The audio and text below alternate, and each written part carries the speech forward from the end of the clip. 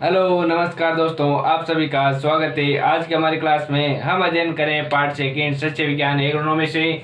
और आज हमारी तीसरी लेसन मृदा विज्ञान या सोइल साइंस से आज हमारी तीसरी क्लास है। हमने पहली क्लास में मृदा विज्ञान का परिचय और मृदा परिचय या सोइल प्रोफाइल के बारे में देखा। दूसरी क्लास में हमने मृदा संगठन या सोइल कंपोजिशन के बारे में देखा। और आज हमारी तीसरी क्लास है और आज का हमारा पॉइंट है मृदा की विशेषताएं, सोइल प्रॉपर्टीज। मृदा की विशेषताओं में पहली विशेषता है मृदा कणाकार, सोइल टेक्सचर। तो मृदा कणाकार या सोइल टेक्सचर क्या होता है? तो बालू, सिल्ट एवं मृत्तिका के कणों का सापेक्ष अनुपात को मृदा गठन या मृदा कणाकार कहते हैं। जिस मृदा में बालू, सिल्ट एवं मृत्तिका के कणों का सापेक्ष अनुपात को हम क्या कहते हैं? तो मृदा कणाकार कहते हैं। यह मृदा का स्थायी गुण है। मृदा कणाकार मृदा का स्थायी गुण है। जैसे बालू या मोटी बालू के कण बहुत ही बड़े होते हैं तो वो इसका स्थायी गुण है, वो चेंज नहीं होता। जैसे क्ले या मृत्तिका की बहुत ही महीन कण होते हैं तो वो इसका स्थायी गुण है। तो हम कह सकते हैं मृदा कणाकार ये मृदा का स्थायी गुण है। सबसे महीन कण मृत्तिका या क्ले के होते हैं। तो सबसे महीन कण किसके होते हैं? तो मृत्तिका या क्ले के होते हैं। इसलिए सबसे अधिक क्रियाशीलता एवं जल धारण क्षमता मृत्तिका की होती है। तो सर्वाधिक क्रियाशीलता एवं जल धारण क्षमता किसकी होती है? तो मृत्तिका या क्ले की होती है, क्योंकि इसके कण बहुत ही महीन होते हैं और इसमें सूखने पर दरारें भी पड़ जाती है। अब अगला हमारा पॉइंट है मृदा कणों का वर्गीकरण। International society of soil science ISSS के अनुसार, international society of soil science के अनुसार मृदा कणों का वर्गीकरण। तो यह है मृदा कण या वर्ग का नाम और कण का व्यास mm में। पहला है कंकड़ या पत्थर, जिसका व्यास 2.0 से अधिक होता है वो कंकड़ या पत्थर कहलाते हैं। जिस कण का व्यास 2.0 mm से अधिक होता है वो होता है कंकड़ पत्थर। और जिसका व्यास 0.2 से 2.0 mm होता है वो होती है मोटी बालू। और जिसका व्यास 0.02 से 0.2 होता है उसका वो होती है महीन बालू। जिसका व्यास 0.02 से 0.002 होता है वो होती है सिल्ट। और जिसका व्यास 0.002 से कम होता है वो होती है क्ले या मृत्तिका। ये इतनी सी सारणी में हर एग्जाम में इस सारणी से क्वेश्चन पूछा जाता है, क्योंकि इसमें बहुत ही कंफ्यूज होते हैं। इसलिए हर बार इस सारणी से आपको एक प्रश्न देखने को मिलेगा। तो वेरी वेरी इंपॉर्टेंट है। 2-3 बार में अभी इसका रट्टा ही लगा लेते हैं। तो सबसे पहले कंकड़ या पत्थर, जिसका व्यास होता है 2.0 से अधिक। और मोटी बालू का व्यास होता है 0.2 से 2.0 mm। और महीन बालू का व्यास होता है 0.02 से 0.2 mm। और सिल्ट का होता है 0.02 से 0.002। और क्ले या मृत्तिका का होता है 0.002 से कम। कंकड़ या पत्थर का होता है 2.0 से अधिक। मोटी बालू का होता है 0.2 से 2.0। और महीन बालू का होता है 0.02 से 0.2। और सिल्ट का होता है 0.02 से 0.002। और क्ले मृत्तिका होता है 0.002 से कम। वेरी वेरी इंपॉर्टेंट, ध्यान से देखना। अब एक नोट लगाकर बालू कणों का आकार है 0.02 से 2.0 mm। ये सारणी तो है international society of soil science के अनुसार। अगर केवल बालू कणों का आकार पूछते, क्योंकि इसमें मोटे और महीन बालू को 2 भागों में विभक्त कर दिया है। अगर बालू कणों का आकार पूछे तो इसका मिक्सर है 0.02 से 2.0। तो बालू कणों का आकार कितना है? तो 0.02 से 2.0। तो बालू कणों का आकार है 0.02 से 2.0 mm। अब मृदा कणाकार में पहली मृदा है बालू मृदाएं, सैंडी सॉइल। बालू मृदाएं या सैंडी सॉइल ये हल्की मृदाएं होती है, मूंगफली व आलू के लिए उपयुक्त होती है। बालू मृदाएं किसके लिए उपयुक्त है? तो ये मूंगफली व आलू के लिए बालू मृदाएं उपयुक्त है। और ये मृदाएं बहुत ही क्या होती है? हल्की होती है। इनमें 70% से अधिक बालू कण एवं 15% से कम कले कण होते हैं। तो बालू मृदा में 70% से अधिक तो क्या होते हैं बालू कण, वे 15% से कम होते हैं कले कण। बालू कण में 70% से अधिक बालू कण एवं 15% से कम कले कण होते हैं, तो उस मृदा को हम क्या कहते हैं, तो उस कहते हैं बालू मृदा। इसके कण मोटे व बड़े पोर स्पेरा कारण जल धारण क्षमता बहुत कम होती है। तो इसके बालू मृदा के कण क्या होते हैं, बहुत ही बड़े होते हैं। तो कण मोटे व बड़े पोर स्पेरा कारण जल धारण क्षमता बहुत ही कम होती है। तो बालू मृदा की जल धारण क्षमता क्या होती है, बहुत ही कम होती है, जबकि हमने देखा मृत्तिका या कले की जल धारण क्षमता बहुत अधिक होती है, क्योंकि उसके कण क्या है, बहुत महीन होते हैं। हमारी दूसरी मृदा कणाकार में दूसरी मृदा है सिल्ट मृदा। इनमें 80% से अधिक सिल्ट कण एवं 12% से कम कले कण होते हैं। तो सिल्ट मृदा में, जिस मृदा में 80% से अधिक सिल्ट कण हो और 12% से कम कले कण हो, तो उसे हम क्या कहेंगे, तो उसे कहेंगे सिल्ट मृदा। यह मध्यम कणों वाली मृदा है, अतः फसलों की अच्छी उपज होती है। तो सिल्ट मृदाएं मध्यम कणों वाली मृदाएं अतः फसलों की अच्छी उपज होती है। तो सिल्ट मृदा फसलों के लिए अच्छी उपज होती है। अगर ये दोमट मृदा या लोमी सॉइल्स, इस मृदा में बालू, सिल्ट और कले की मात्रा लगभग समान रहती है। हमने देखा बालू का कण 70% से अधिक और कले का 15% से कम, सिल्ट में 80% से अधिक सिल्ट एवं 12% से कम कले कण। लेकिन दोमट मृदा में बालू, सिल्ट और मृत्तिका तीनों के कण लगभग समान अनुपात में होते हैं। इस मृदा में बालू, सिल्ट और कले की मात्रा लगभग क्या रहती है, समान रहती है। अच्छे जल धारण वाली ये मृदा फसल उत्पादन की दृष्टि से सर्वोत्तम है। उपजाऊ तो ये भी है, सिल्ट मृदा भी फसलों की उपजाऊ होती है, लेकिन सर्वोत्तम मृदा है वो है दोमट या लोमी मृदा। फसल उत्पादन की दृष्टि से सर्वोत्तम कौन सी मृदा है, तो वह दोमट मृदा। इसका जल धारण क्षमता भी अधिक होती है। इसमें मृदा में बालू, सिल्ट और कले की मात्रा लगभग क्या रहती है, समान रहती है। अगला हमारा चौथी मृदा है मृदा कणाकार में मृत्तिका मृदाएं। क्ले सॉइल्स, मृत्तिका मृदाएं। इन मृदाओं में कम से कम 35% कले कण होते हैं। तो हम किस मृदा को कले मृदा कहेंगे, तो जिस मृदा में कम से कम 35% कले कण होते हैं, वो कौन सी मृदा होती है, वो होती है मृत्तिका या कले मृदा। इसके कण सबसे महीन कण होते हैं। इसके कण क्या होते हैं, सबसे महीन कण होते हैं, अतः जल निकास ठीक नहीं रहता, क्योंकि इसके कण बहुत ही महीन होने के कारण इसका जल निकास ठीक नहीं होता है, क्योंकि पानी नीचे की तरफ नहीं जा पाता है। और ये सूखने पर इसमें दरारें पड़ जाती है, क्योंकि इसके कई कण बहुत ही महीन होते हैं। जब ये सूखते हैं तो इसमें दरारें पड़ जाती है। क्या हो जाती है, इसमें दरारें पड़ जाती है, क्योंकि बहुत महीन होती है। जब फूटते हैं उसमें क्या पड़ जाती है, तो दरारें पड़ती है। ये विशेष रूप काले रंग की होती है। और कपास के लिए सर्वोत्तम मृदा कौन सी है, वो है मृत्तिका या कले मृदा। इसे कपासी मृदा भी कहा जाता है।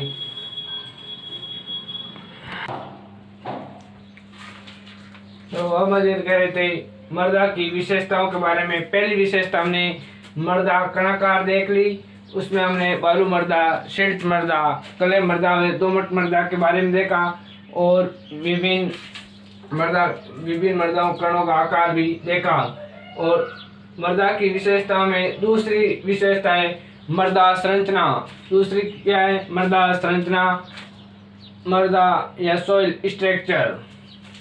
मृदा कणों बालू, सिल्ट व कले का विभिन्न रूपों में व्यवस्थित होना क्या कहलाता है, तो मृदा संरचना कहलाता है। मृदा कणों बालू, सिल्ट व कले का विभिन्न रूपों में व्यवस्थित होने को मृदा संरचना कहते हैं। यह मृदा का अस्थायी गुण है। मृदा कणाकार मृदा का क्या था, स्थायी गुण था, लेकिन मृदा संरचना मृदा का अस्थायी गुण है, इसमें परिवर्तन संभव है। मृदा संरचना में कृषि क्रियाओं द्वारा बदल सकते हैं। तो मृदा संरचना को किसके द्वारा बदल सकते हैं, तो कृषि क्रियाओं के द्वारा बदल सकते हैं। ये एक अस्थायी गुण है। और अब हम बात करते हैं मृदा संरचना के प्रकार के बारे में। पहला प्रकार है प्लेटी संरचना। वो क्ले मृदा में होती है। तो प्लेटी संरचना किस में पाई जाती है? तो क्ले मृदा में ब्लॉक की संरचना पाई जाती है। गहरी काली मृदा में प्रिज्म संरचना पाई जाती है। बालू मृदा में सर्वाधिक, और क्रेम भी संरचना पाई जाती है सर्वाधिक दोमट मृदा में। तो मृदा संरचना के प्रकार में 4 प्रकार है। प्लेटी संरचना क्ले मृदा में पाई जाती है। ब्लॉक की संरचना गहरी काली मृदा में पाई जाती है। प्रिज्म संरचना सर्वाधिक बालू मृदा में पाई जाती है, और क्रेम भी संरचना सर्वाधिक दोमट मृदा में पाई जाती है। अब बात करें मृदुकणीय क्रेम्बी या स्फेरोइडल। मृदुकणीय क्रेम्बी या इसे स्फेरोइडल संरचना खेती के लिए उत्तम है, क्योंकि इसमें रंध्रावकाश अधिक पाए जाते हैं। तो मृदुकणीय क्रेम्बी स्फेरोइडल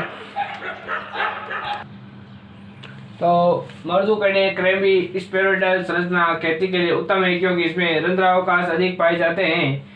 कणीय या ग्रैन्युलोर संरचना जिन मृदाओं में अधिक जीवांश पदार्थ पाए जाते हैं उनमें इस प्रकार की मृदा संरचना पाई जाती है, जो खेती के लिए सर्वोत्तम मानी जाती है। कणीय संरचना जिन मृदाओं में अधिक जीवांश पदार्थ पाए जाते हैं उनमें पाई जाती है। तो कणीय संरचना किसमें पाई जाती है? जिसमें जीवांश पदार्थ अधिक पाए जाते हैं, और इस प्रकार की मृदा में जो खेती के लिए सर्वोत्तम मानी गई है। तो कणीय संरचना जिन मृदा में अधिक जीवांश पदार्थ पाए जाते हैं उनमें इस प्रकार की मृदा संरचना पाई जाती है, जो खेती के लिए क्या है? सर्वोत्तम है। अब हमारी तीसरी विशेषता है मृदा रंध्रावकाश पोर स्पेस। मृदा रंध्रावकाश पोर स्पेस, इसका फॉर्मूला है 100 माइनस स्थूल घनत्व बटा कण घनत्व इंटू 100 माइनस स्थूल घनत्व बटा कण घनत्व इंटू 100। तो मृदा रंध्रावकाश क्ले दोमट मृदा या ग्रे लोमी सॉइल सर्वाधिक रंध्रावकाश वाली मृदा है। तो क्ले दोमट मृदा सर्वाधिक रंध्रावकाश वाली मृदा कौन सी है? तो क्ले दोमट मृदा। अगला हमारा चौथी विशेषता है मृदा घनत्व सॉइल डेंसिटी। मृदा घनत्व पिक्नोमीटर द्वारा ज्ञात किया जाता है। तो मृदा घनत्व नापने का यंत्र कौन सा है? तो वो है पिक्नोमीटर। ये मृदा घनत्व 2 प्रकार का होता है। पहला है कण घनत्व या प्रैक्टिकल डेंसिटी। ये ओवन में सुखाई गई मिट्टी के कणों का घनत्व है। ये ओवन में सुखाई गई मिट्टी के कणों का घनत्व है, जो मिट्टी हवा से निकालने के बाद ज्ञात किया जाता है। जो मिट्टी से हवा निकालने के बाद ज्ञात किया जाता है। कण घनत्व का फॉर्मूला है कणों का वजन बटा कणों का आयतन। कण घनत्व का फॉर्मूला क्या है? कणों का वजन बटा कणों का आयतन। साधारण मृदा का कण घनत्व 2.65 ग्राम प्रति सेंटीमीटर क्यूब होता है। तो साधारण मृदा का कण घनत्व कितना होता है? तो 2.65 ग्राम प्रति सेंटीमीटर क्यूब। कण घनत्व को वास्तविक या सापेक्ष घनत्व भी कहते हैं। तो कण घनत्व को क्या कहते हैं? वास्तविक या सापेक्ष घनत्व भी कहते हैं। बालू मृदा का कण घनत्व ज्यादा व क्ले मृदा का कम होता है। तो बालू मृदा का कण घनत्व क्या होता है? ज्यादा व क्ले मृदा का कण घनत्व कम होता है। तो कण घनत्व ज्यादा किसका होता है? तो बालू का। कम किसका होता है? तो क्ले का। मृदा में कार्बनिक पदार्थ मिलाने पर कण घनत्व कम हो जाता है। जिस मृदा में कार्बनिक पदार्थ मिलाने पर कण घनत्व का मान क्या हो जाता है? कम हो जाता है। इसलिए काली मृदा का कण घनत्व कम होता है। तो मृदा में कार्बनिक पदार्थ मिलाने पर कण घनत्व का मान कम हो जाता है, इसलिए काली मृदा का कण घनत्व कम होता है। मृदा रंध्रता का कण घनत्व पर कोई प्रभाव नहीं पड़ता। मृदा रंध्रता का कण घनत्व पर कोई प्रभाव नहीं पड़ता। अगला है स्थूल घनत्व या ब्लॉक डेंसिटी। स्थूल घनत्व या ब्लॉक डेंसिटी ये ओवन में सुखाई गई मृदा के वजन एवं रंध्र युक्त मृदा जल व वायु का आयतन का अनुपात है। कण घनत्व में सुखाई गई मिट्टी में हवा निकालने के बाद ज्ञात किया जाता है। लेकिन स्थूल घनत्व में ओवन में सुखाई गई मृदा के वजन एवं रंध्र युक्त मृदा जल और वायु का आयतन का अनुपात है। इसका फॉर्मूला है स्थूल घनत्व बराबर 1 घन सेंटीमीटर शुष्क मृदा का द्रव्यमान बटा 1 घन सेंटीमीटर जल का द्रव्यमान। 1 घन सेंटीमीटर शुष्क मृदा का द्रव्यमान बटा 1 घन सेंटीमीटर जल का द्रव्यमान। सामान्य मृदाओं का स्थूल घनत्व 1.00 से 1.80 मिलीग्राम प्रति मीटर क्यूब होता है। तो सामान्य मृदाओं में स्थूल घनत्व 1.00 से 1.80 मिलीग्राम प्रति मीटर क्यूब होता है, या इसे 1.33 ग्राम प्रति सीसी भी कहते हैं। 1.33 ग्राम प्रति सीसी या 1.0 से 1.80 मिलीग्राम प्रति मीटर क्यूब। भू परिष्करण क्रिया द्वारा मृदा का स्थूल घनत्व कम करती है। तो भू परिष्करण क्रिया मृदा का स्थूल घनत्व क्या करती है? कम करती है। कौन करती है? तो भू परिष्करण करती है। बालू मृदा का स्थूल घनत्व काली मृदा से अधिक होता है। बालू मृदा का स्थूल घनत्व काली मृदा से अधिक होता है।